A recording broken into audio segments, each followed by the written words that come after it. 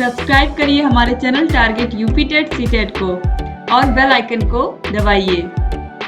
Hello friends, मैं रेनू स्वागत करती हूँ आप सभी भावी अध्यापक एवं अध्यापिकाओं का आपके अपने channel target UP TET CTET पे।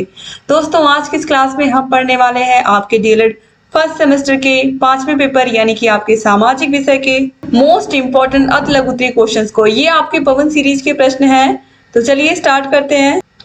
आज की इस क्लास में हम पार्ट 1 पढ़ेंगे, तो चलिए स्टार्ट करते हैं क्वेश्चन नंबर 1 से। अगर आपने राजन सीरीज के प्रश्नों को नहीं देखा है तो आप देख लीजिए। सारे विषयों के राजन सीरीज और पवन सीरीज के सारे बहुविकल्पीय सारे के सारे अति लघु उत्तरीय क्वेश्चंस को मैंने पढ़ाया है, तो डिस्क्रिप्शन बॉक्स और कमेंट बॉक्स में आपको लिंक मिल जाएगी। चलिए स्टार्ट करते हैं दोस्तों क्वेश्चन नंबर 1 से। महात्मा बुद्ध ने अपना पहला उपदेश क्या दिया था? 2021 में ये पूछा हुआ प्रश्न है। तो महात्मा बुद्ध ने पहला उपदेश सारनाथ में अपने 5 शिष्यों को दिया था। बुद्ध का यह प्रथम उपदेश बौद्ध परंपरा में धर्म चक्र प्रवर्तन के नाम से जाना जाता है और इसके पश्चात उन्होंने कई राज्यों मगध, कौशल, कौशाम्बी आदि का भ्रमण किया था और वहां पर भी उपदेश दिए थे। क्वेश्चन नंबर 2 है, तारा किसे कहते हैं? तो तारा एक खगोलीय पिंड है जिसका अपना प्रकाश व ऊष्मा होती है, जैसे कि सूर्य। सूर्य क्या है? एक तारा ही तो है। क्वेश्चन नंबर 3 पे आते हैं। महाद्वीप किसे कहते हैं? महाद्वीप व महासागर ग्लोब के 2 प्रमुख अंग माने जाते हैं। इन्हें पृथ्वी के प्रथम श्रेणी के उच्चावच के अंदर सम्मिलित किया जाता है। पृथ्वी पर कुल 7 महाद्वीप हैं। क्वेश्चन नंबर 4 है, अंतरराष्ट्रीय तिथि रेखा किसे कहते हैं? तो ग्लोब पर 180 डिग्री देशांतर रेखा को ही हम अंतरराष्ट्रीय तिथि रेखा कहते हैं। 2021 के एग्जाम में ये सभी प्रश्न पूछे हुए हैं। क्वेश्चन नंबर 5 है, राज तरंगिणी के लेखक कौन है? तो कौन है? कल्हड़ है, याद रखिएगा। और कश्मीर के इतिहास के बारे में इसमें लिखा गया है, किसमें? राज तरंगिणी में। क्वेश्चन नंबर 6 है, मेसोपोटामिया की सभ्यता किस नदी के किनारे विकसित हुई? तो दर्जा और फरात नदियों के। कहीं कहीं आपको दजला भी मिलेगा, तो कंफ्यूज मत होइए, दजला और फरात भी कहीं कहीं आपको मिलेगा। तो 2 नदियों के मध्य के क्षेत्र में ये मेसोपोटामिया की सभ्यता विकसित हुई थी।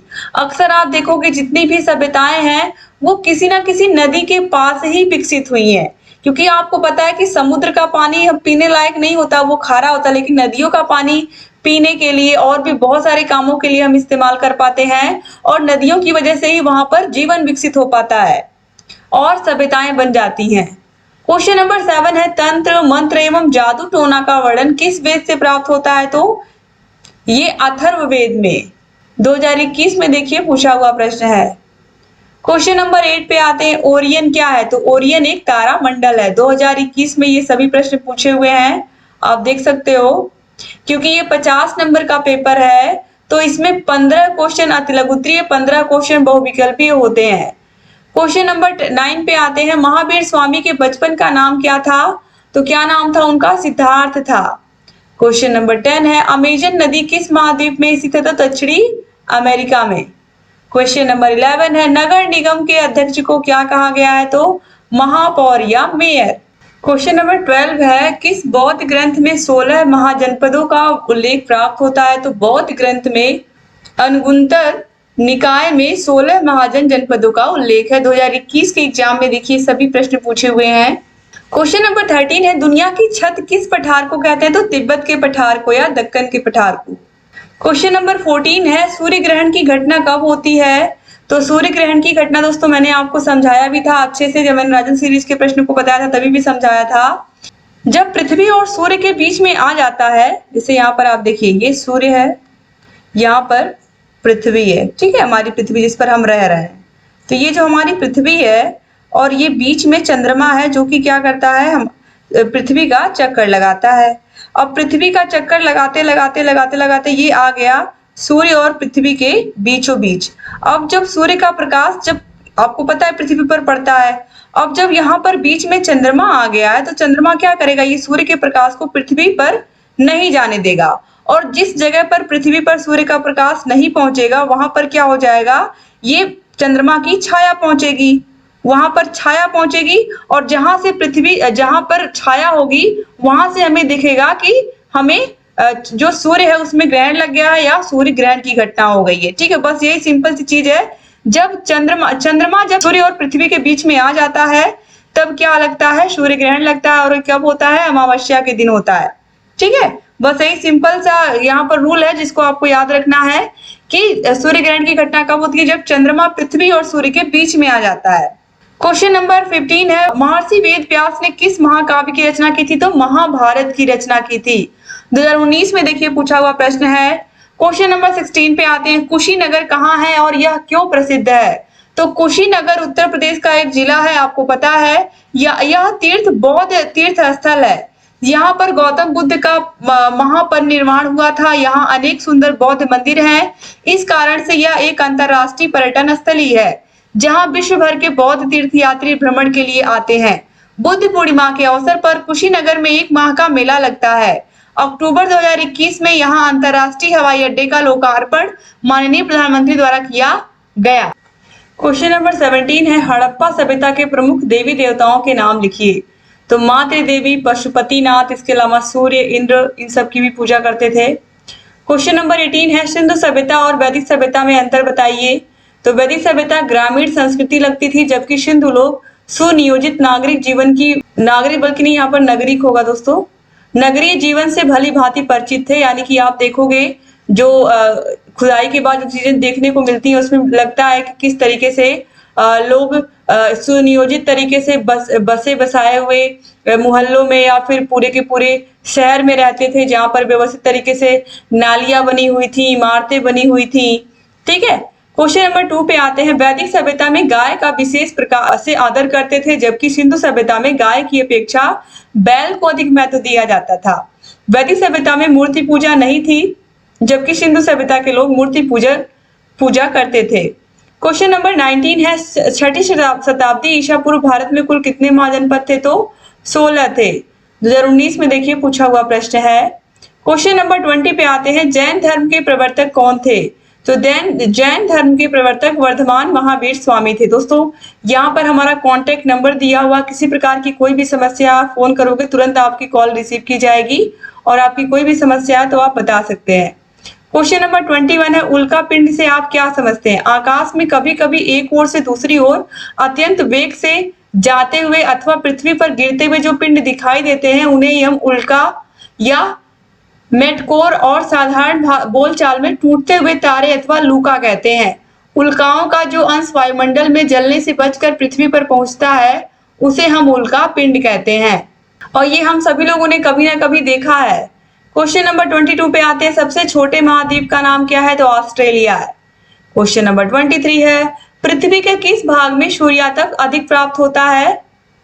तो राइट आंसर हो जाएगा यहाँ पर देखिए भूमध्य रेखा। पृथ्वी के किस भाग में सूर्यातप अधिकतम प्राप्त होता है? तो भूमध्य रेखा। 2019 में देखिए पूछा हुआ प्रश्न है। क्वेश्चन नंबर 24 है, पंचायत व्यवस्था कितने स्तरों पर कार्य करती है? तो 3 स्तरों पर, ग्राम पंचायत, क्षेत्र पंचायत और जिला पंचायत। क्वेश्चन नंबर 25 है, नासा का पूरा नाम क्या है? तो national aeronautics and space administration, और ये अमेरिका की अंतरिक्ष एजेंसी है, जैसे भारत में इसरो है। क्वेश्चन नंबर 26 है, स्वशासन से आप क्या समझते हैं? तो गांवों में सार्वजनिक सुविधाओं का प्रबंध करने के लिए ग्रामीण स्वशासन होता है, अर्थात उनके स्वयं के सदस्यों द्वारा नियंत्रण किया जाए तो उसे स्वशासन कहा जाता है। स्वशासन का अर्थ है अपना शासन। जैसे कि गांव में आप देखिए कोई समस्या होती है तो पंचायत भवन पर जाकर के जो ग्राम प्रधान होते हैं, सचिव होते हैं, सब लोग मिल करके किसी समस्या को, अपनी खुद की समस्या को, जैसे नाली, बिजली, पानी, कोई भी समस्या हो तो उसको बैठ करके मिल करके खुद सॉल्व करते हैं। तो यही होता है स्वशासन। आखिर में हम अंग्रेजों से क्यों लड़ रहे थे? 1947 में हमारा देश आजाद हुआ तो हम स्वशासन के लिए लड़ रहे थे कि जब देश हमारा है तो शासन भी हमारा ही होना चाहिए। क्वेश्चन नंबर 27 पे आते हैं, राष्ट्रीय आय को परिभाषित कीजिए। राष्ट्रीय आय का अर्थ किसी देश में एक वर्ष के मध्य उत्पादित सभी वस्तुओं एवं सेवाओं के बाजार मूल्य के कुल जोड़ से है, जिसमें से ह्रास घटाकर व विदेशी लाभ जोड़कर निकाला जाता है। दूसरे शब्दों में राष्ट्रीय आय एक वित्तीय वर्ष में किसी अर्थव्यवस्था की उत्पादन शक्ति को मापता है। ठीक है, जैसे कि हमारी जो राष्ट्रीय आय, अगर हम अपनी आय की बात करें कि हम महीने में कितना कमा रहे हैं, अब जितना हम कमा रहे हैं वही हमारी आय हो गई। इसी प्रकार से पूरे देश में जितनी सेवाएं हैं, जितनी वस्तुएं हैं, सभी का मूल्य जोड़ करके निकाला जाता है। क्वेश्चन नंबर 28 है, नगर निगम के अध्यक्ष को क्या कहते हैं? तो मेयर या महापौर कहते हैं, और ये क्वेश्चन इंपॉर्टेंट है। क्वेश्चन नंबर 29 है, इतिहास का जन्मदाता या पिता किसे कहते हैं? तो हेरोडोटस को कहते हैं। क्वेश्चन नंबर 30 है, इतिहास क्या है? तो इतिहास सार्वजनिक घटनाओं का विवरण मात्र है जिसे हम पढ़ते हैं, जो कि लिखित रूप में हमारे पास अवेलेबल है। क्वेश्चन नंबर 31 है, इतिहास जानने के स्रोतों का नाम उल्लेख करिए। यानी कि इतिहास को जानने के कौन कौन से स्रोत हैं? तो अनैतिहासिक ग्रंथ, ऐतिहासिक ग्रंथ, पुरातत्व संबंधी सामग्रियां, विदेशी यात्रियों एवं लेखकों के विवरण जैसे कि ह्वेनसांग, मेगास्थनीज। क्वेश्चन नंबर 32 है, ऐतिहासिक ग्रंथ कौन से हैं? तो वैदिक साहित्य, बौद्ध साहित्य, जैन साहित्य, ये सब ऐतिहासिक क्या है? ग्रंथ है। क्वेश्चन नंबर 33 है, दो विदेशी यात्रियों के नाम लिखिए। तो फायान है, मेगास्थनीज है। क्वेश्चन नंबर 34 है, ईसा पूर्व का अर्थ बताइए। तो ई पू मतलब ईसा पूर्व ही होता है। ईसा मसीह के जन्म से पहले का समय ईसा पूर्व इस तरीके से लिखा जाता है। क्वेश्चन नंबर 35 है, विश्व का सबसे बड़ा महाकाव्य कौन सा है? तो महाभारत है। क्वेश्चन नंबर 36 है, हर्षचरित किसकी रचना है? तो ये बाणभट्ट ने रचा था। हर्षचरित को लिखा था लगभग 600 ईस्वी में। क्वेश्चन नंबर 37 है, सबसे प्राचीन वेद कौन सा है? तो सबसे प्राचीन वेद ऋग्वेद है, और गायत्री मंत्र की जो रचना है वो ऋग्वेद में हमें मिलती है। क्वेश्चन नंबर 38 है, प्राचीन सभ्यता को कितने भागों में विभक्त किया गया था? तो पाषाण काल, ताम्र एवं कांस्य युग और लौह युग। क्वेश्चन नंबर 39 है, पूरा पाषाण कालीन औजार कैसे थे?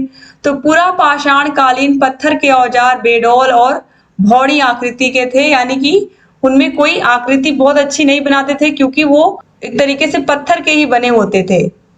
क्वेश्चन नंबर 40, कृषि का आरंभ किस काल में हुआ था? तो नवपाषाण काल में हुआ था, और नवपाषाण काल में ही पहिए का भी आविष्कार हुआ था। क्वेश्चन नंबर 41 है, मानव का प्रथम पालतू पशु कौन था? तो कुत्ता। क्वेश्चन नंबर 42 है, आग की खोज किस काल में हुई थी? तो पूरा पाषाण काल के मानव ने आग की खोज की थी। क्वेश्चन नंबर 43 है, पहिए का आविष्कार किस काल में हुआ था? तो नवपाषाण काल में हुआ था। क्वेश्चन नंबर 44 पे आते हैं, मिट्टी से बर्तन बनाना किस काल में प्रारंभ हुआ था? तो ये भी नवपाषाण काल में हुआ था। तो जो नवपाषाण काल है इसमें बहुत सारी नई नई चीजें बनाई गई थी। क्वेश्चन नंबर 45 है, कांस्य युग में जिस लिपि का विकास हुआ उसका नाम बताइए। क्वेश्चन नंबर 46 है, सिंधु सभ्यता के अवशेष कहाँ से प्राप्त? क्वेश्चन नंबर 45 है, कांस्य युग में जिस लिपि का विकास हुआ उसका नाम बताइए। तो कीलाकार लिपि का। क्वेश्चन नंबर 46 है, सिंधु सभ्यता के अवशेष कहाँ से प्राप्त हुए थे? तो हड़प्पा से 640 किलोमीटर दूर स्थित मोहनजोदड़ो से सिंधु सभ्यता के अवशेष प्राप्त हुए थे। क्वेश्चन नंबर 47 है, मेसोपोटामिया किस भाषा का शब्द है? तो मेसोपोटामिया यूनानी भाषा का शब्द है, जिसका अर्थ है जल का मध्य क्षेत्र। क्वेश्चन नंबर 48 है, मिस्र की सभ्यता का विकास कहाँ हुआ था? तो नील नदी के किनारे हुआ था। जैसा कि मैंने आपको बताया कि जितनी भी सभ्यताओं का विकास हुआ था वो अलग अलग नदियों के किनारे हुआ था। जैसे कि मिस्र की सभ्यता आप देखिए नील नदी, ठीक है, और मेसोपोटामिया की सभ्यता दजला और फरात नामक दो नदियों के बीच में हुआ था। आगे बढ़ते हैं क्वेश्चन नंबर 49 पर। तो यहाँ पर मिस्र की सभ्यता का विकास नील नदी के किनारे हुआ था, आपने देख लिया। क्वेश्चन नंबर 49 है, जिगुरात किसे कहते हैं? तो सुमेरिया सभ्यता में मंदिरों को ही हम जिगुरात कहते हैं। क्वेश्चन नंबर 50 है, पिरामिड किसे कहते हैं? तो मिस्र में फारो के मकबरों को ही पिरामिड कहते थे, या फारो मतलब जो राजा वहां के होते थे, राजा लोग, महाराजा लोग। क्वेश्चन नंबर 51 है, चीन की सभ्यता का विकास किन नदियों के मध्य हुआ था? तो चीन की सभ्यता का विकास हुआंगहो और यांगत्से क्यांग नदियों के किनारे या घाटियों में हुआ था। क्वेश्चन नंबर 52 है, आर्य का क्या अर्थ था? तो आर्य का अर्थ है श्रेष्ठ या उत्तम।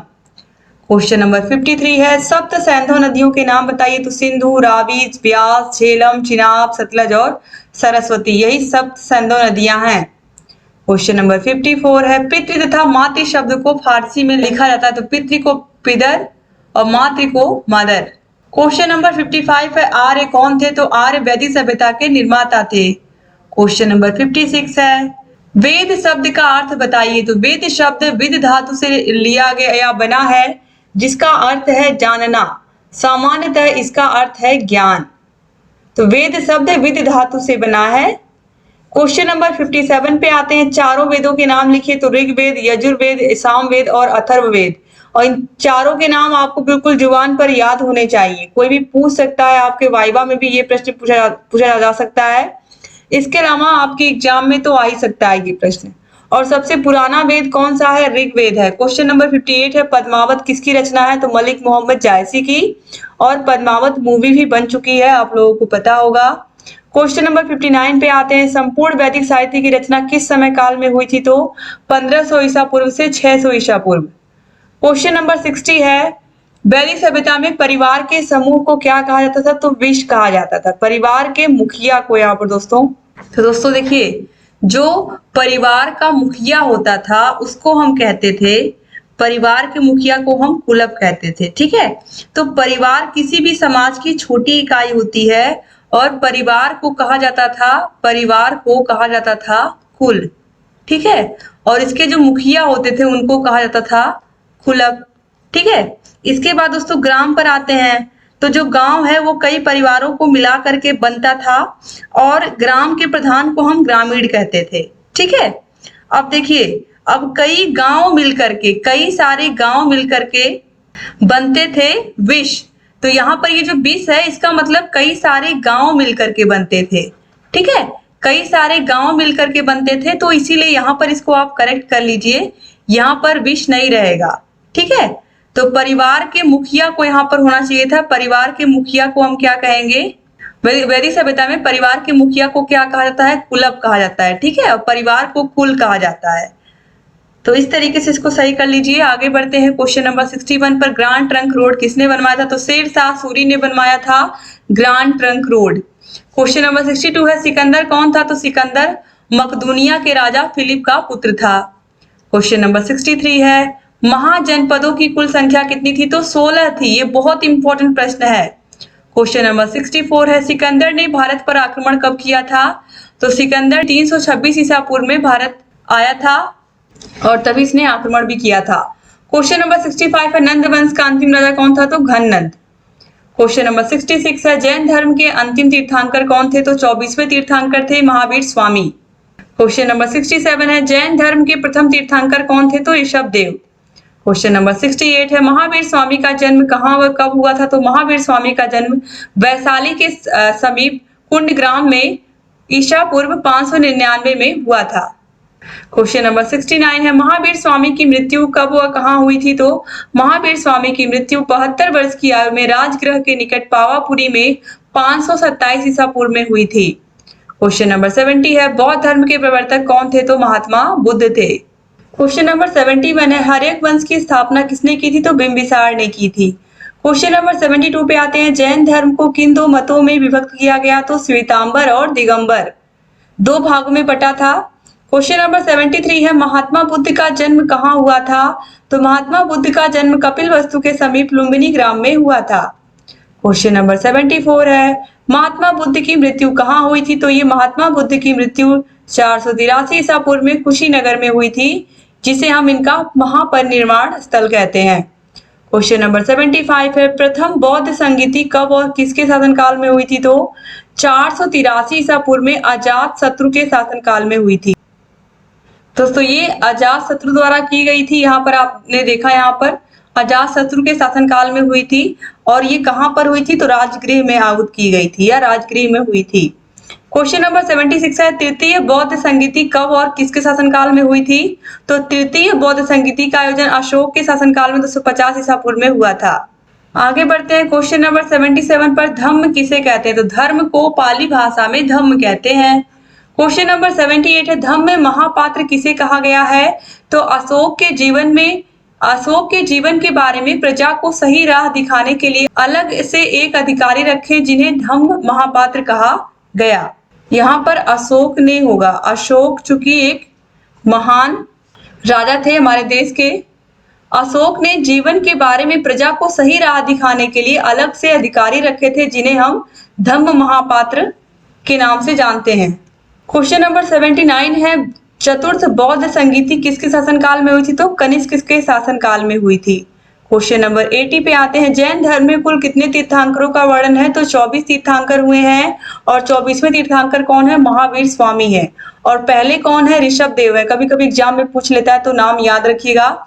इस तरीके से यहाँ पर ये पहला पार्ट खत्म हुआ। दूसरा पार्ट हम कल की क्लास में देखेंगे। तो उम्मीद करती हूँ कि पार्ट 1 आपको अच्छा लगा होगा और सारे के सारे क्लासेस को आप देखेंगे।